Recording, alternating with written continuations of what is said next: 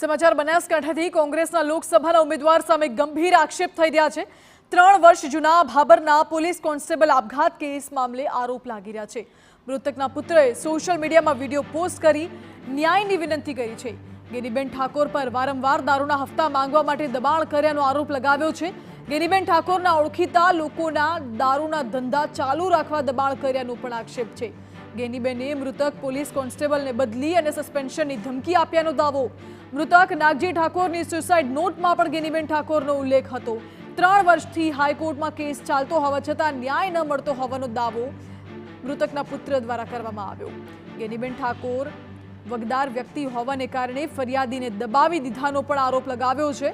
મૃતકના પુત્રએ ઠાકોર સમાજના આગેવાનોને મદદ માટે અપીલ કરી છે। ભાબર વિસ્તારના ધારાસભ્ય ગેનીબેન ઠાકોર અવારનવાર મારા પિતાને દબાણ કરતા હતા અને દારૂના હપ્તા મંગાવતા હતા।